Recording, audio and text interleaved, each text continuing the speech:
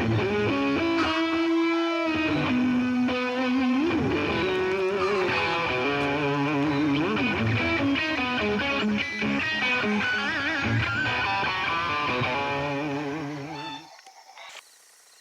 everybody, Hickbilly Outdoors with D.W. Verts here with another commentary. I was thinking last night, first off, I have no dog in this hunt. I don't know when the next tournament, if ever, I'll fish. I'm not sure. I'm not a bass tournament fisherman anymore. I love to compete. So what I'm saying here is my personal opinion. It's not representative of ultimatebass.com. All my buddies there, some of them are going to disagree with this. But it's on this forward-seeking sonar again, and it's technology and all this high-dollar horse pucky. This old guy don't seem to like much because we get our butts kicked by it, basically, I guess what it comes down to. And the affordability and all that we've talked about. Everybody's talked about this. It's no original thing. But I had some original thoughts, I think.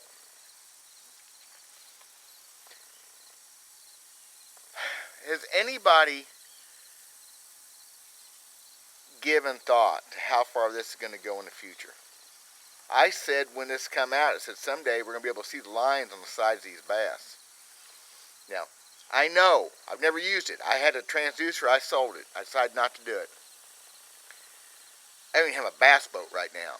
My dog is playing in another pan. He's not in this fight at all.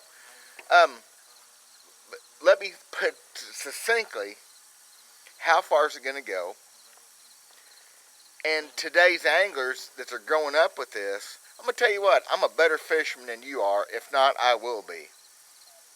I am going to be a better bass fisherman than today's generation and ongoing generations after this because they're not going to know anything about the bass. It's going to come down to finding them with forward-seeking radar. I can't say heat-seeking because bass are cold-blooded, except they'll probably come out with something because this ain't done. The aliens aren't done giving us their help and their technology yet. These guys are going to be doing this. They're going to get bad necks, bad posture. They're going to have spinal issues. And they're going to catch a lot of bass that I never caught. Am I jealous? Not really.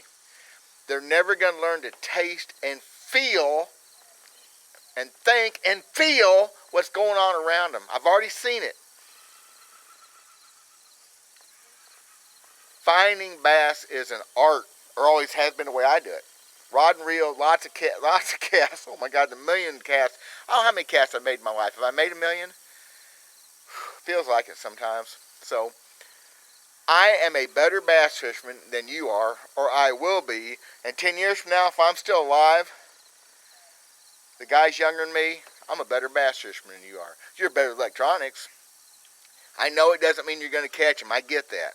But you just go find the next batch. So that brings me to the next thing. That one's gone. Everybody's talked about that one. This one I don't think anybody's talked about. The spoonbill paddlefish guides on Lake of the Ozarks are doing 100% catch rates, and you snag a paddlefish. You don't catch him on purpose on bait. They don't eat that way. They eat plankton. You catch one in the mouth because he's going like this with his mouth. He ran into your hook. It happens. 100%. They're finding them with the forward-seeking radar, with their semi-heat-seeking missiles, and they're throwing to them and snagging them. They're throwing directly to that fish. What's keeping bass fishermen from doing that? 44 years. Fished a lot of tournaments for over 20 years of that. I've seen a lot of guys cheat. I've seen some pretty creative ways of cheating. What's to keep a guy from snag? Because if I am throwing a crankbait and I catch a state record bass and it's in the back, I'm weighing it in. I got a state record. I couldn't see that bass. Not like it's on a nest and we're doing the old Mosley deal. Oops. Get me in trouble. Hell, y'all don't even know what that means. Anyway. Has anybody thought about this? These bass are out here, and I know there's a spatial thing you got to learn. I don't know how that works. I never have used it. So I'm shooting from the frickin' hip and from my butt. Okay, I agree, I understand. Get this. This is just me talking. What keeps a guy from tossing out there and snagging bass? He's out there and he's throwing bait and they're not biting, they're falling. What keeps him from tossing a spoon out with a big hook on it, putting a snatch on him? I'm thinking a polygraph guys better rethink your questioning. Make Alabama umbrella rig illegal. I've never even thrown it one time ever. I know how great it can be. It's good enough that they have outlawed it in a lot of derbies, a lot of tournaments. They don't allow it. Is this not a viable thing? Could I not find those bass and put the snatch on them with a spoon or something? Has anybody thought? I ain't heard that talked about. Is that an original thought by the Hickbilly? Could it happen?